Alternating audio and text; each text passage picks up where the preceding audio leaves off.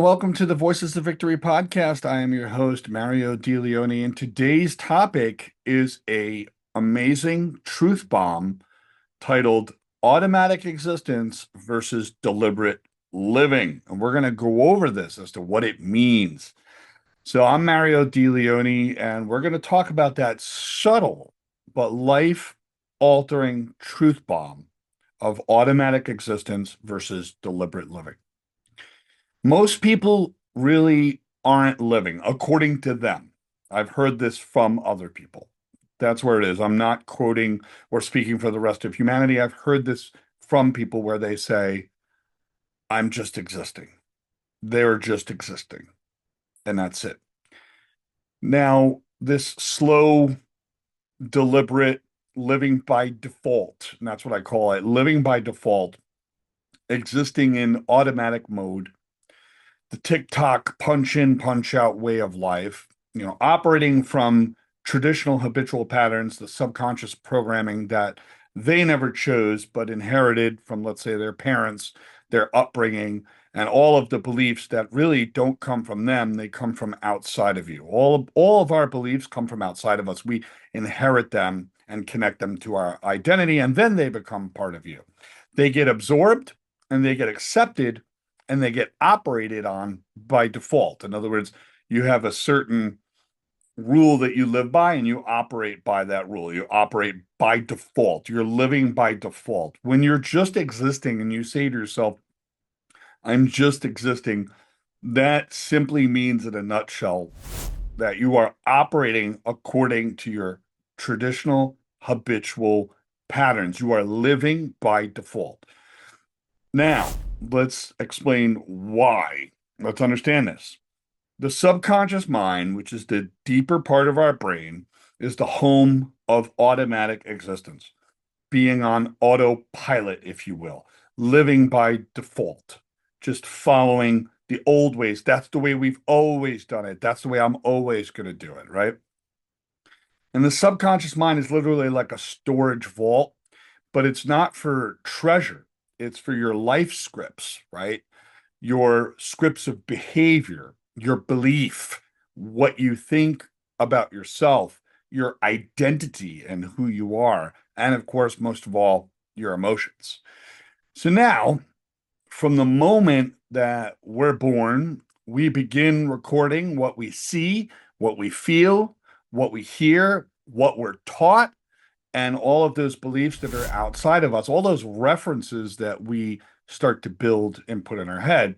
And then about age 7, we've already downloaded most of the operating system from the rest of the world.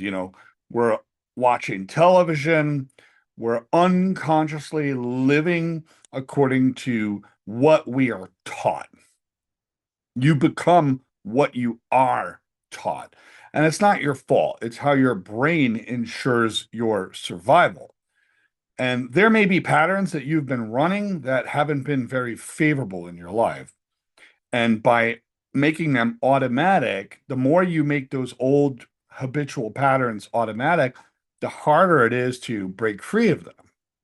And that's the thing. Automatic existence is just like a script that's running. It's your belief patterns. It's your thought forms, your thought processes. But here's the big problem.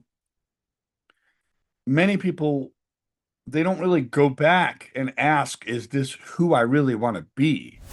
That's the thing. I've been living according to these defaults. It's kind of like being a carpenter. If you're a carpenter, everything is a hammer and everything is a nail. And every problem is is a nail and every problem is a hammer. So what happens is you look at life through that same lens all over again. Everything will be met with that same frame or schema or lens, if you will.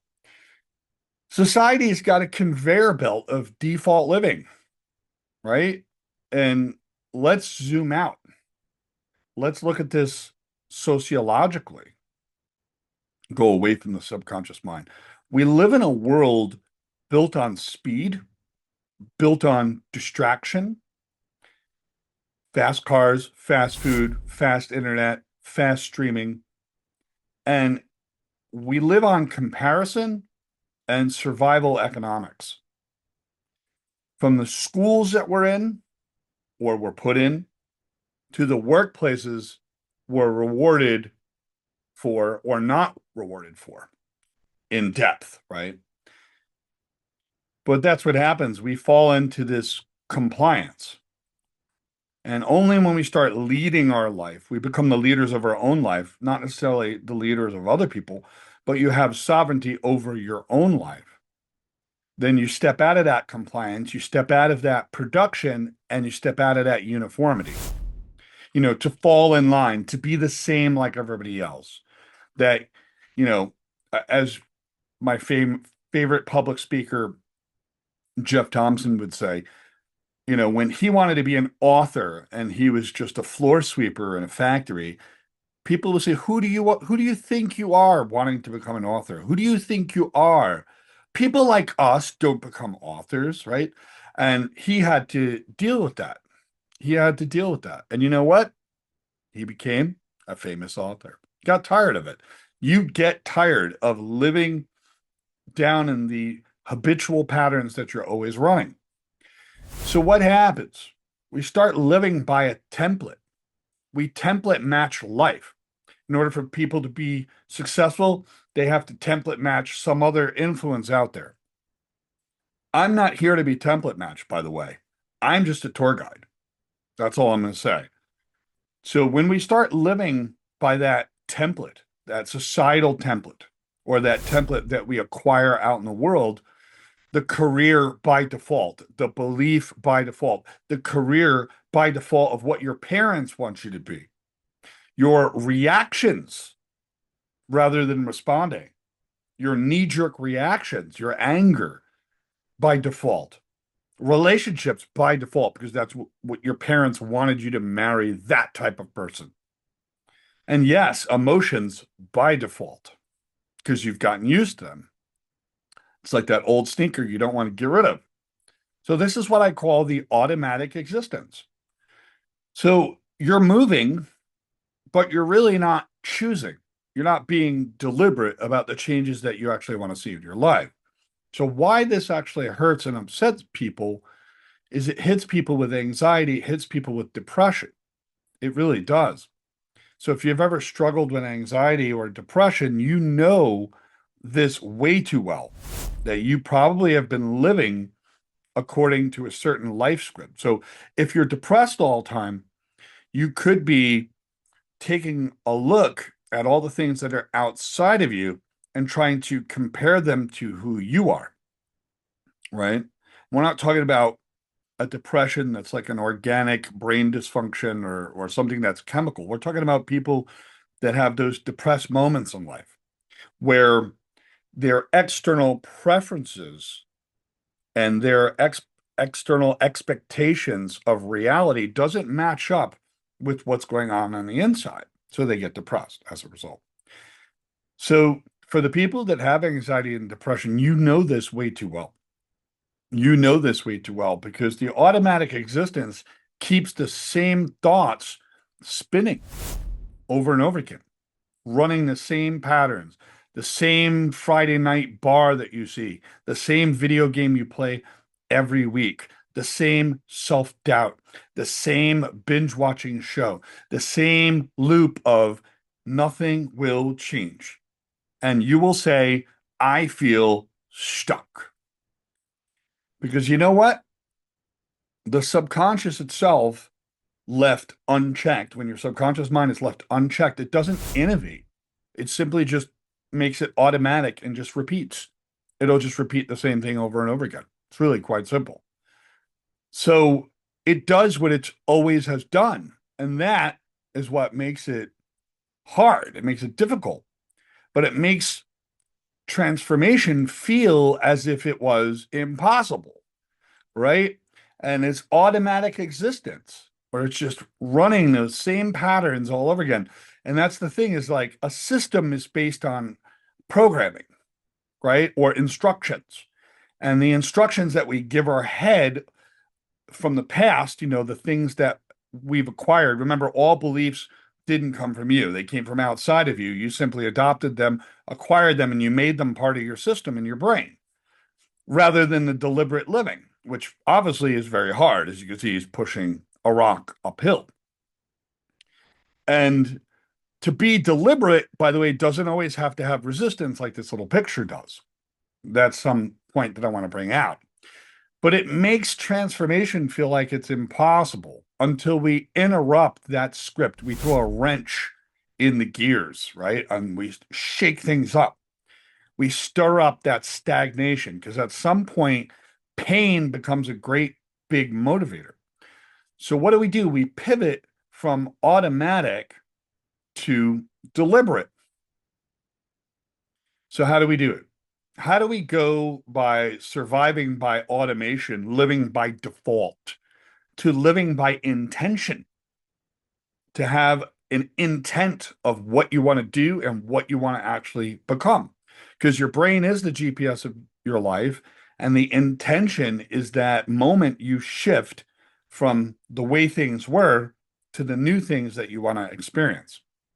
So there are two keys to this. There's literally belief change and micro actions.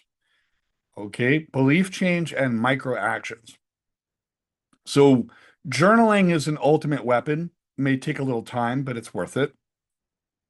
Belief change is how we rewire that script because we are running a life script. And our belief change is how we rewire that. And you could do that through journaling. The micro actions, and that's where the deliberate aspect comes in, is you can be deliberate with micro actions, small, tiny, consistent actions that move you across time. That's why this big boulder has to get momentum, even though it looks like a hard push. And it's only as hard as we make it out to be. Like sometimes we put so much emotional drama into it that we make it harder than it should be. But when you have several small micro action milestones that are consistent, this big boulder will gain momentum.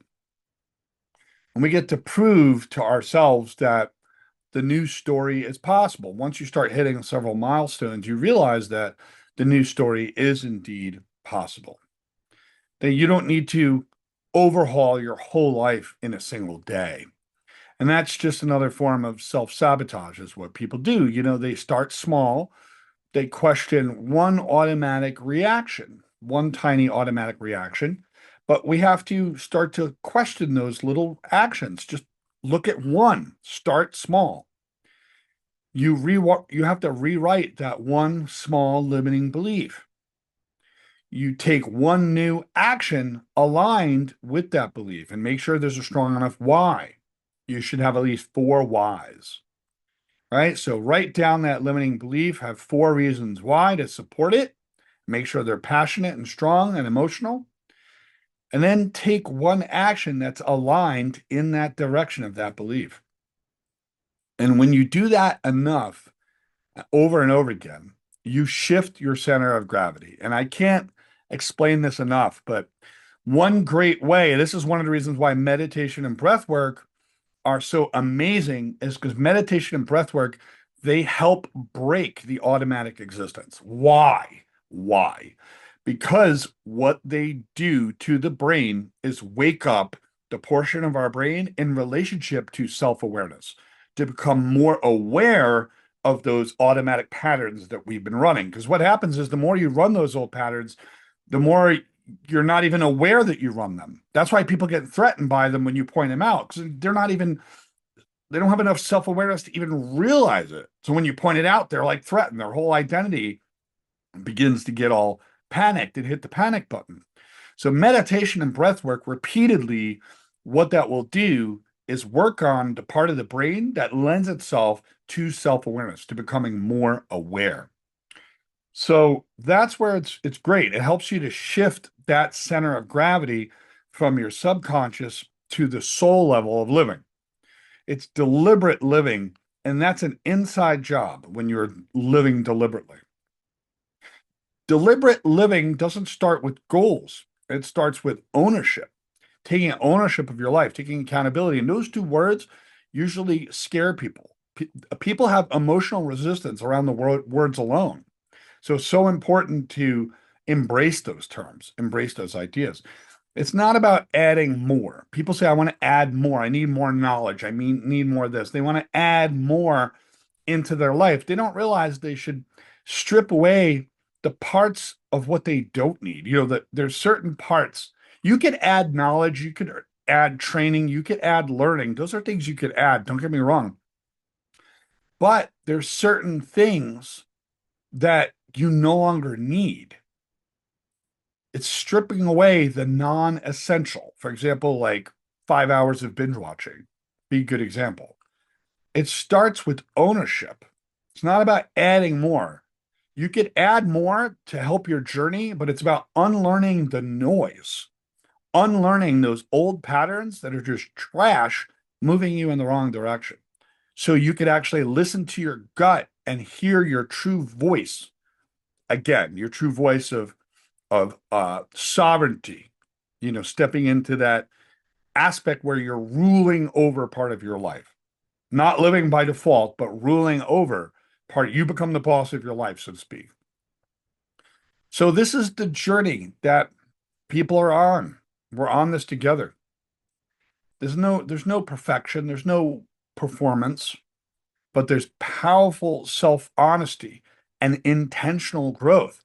Because when you begin to live deliberately, you start moving over here, you stop waiting for life to happen to you, and you start creating the life you've been waiting for all along, that you're tired of it and you want to have a change in your life.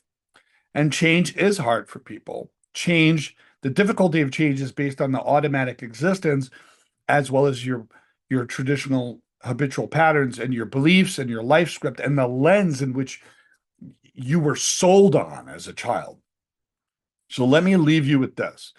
You are not your programming. You are a function of your programming, but you are not your programming. I mean, the program can be rewritten. The narrative can change. You can rewrite the script. You can change your narratives. You are the one who can rewrite it.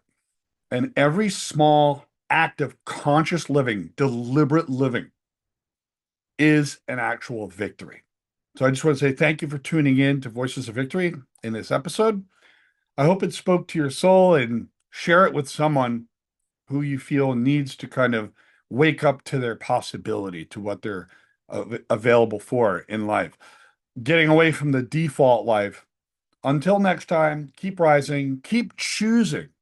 Choose to have a particular life rather than just fall into the old way, the fears, the automatic existence. Have a great day. I shall see you on the next episode.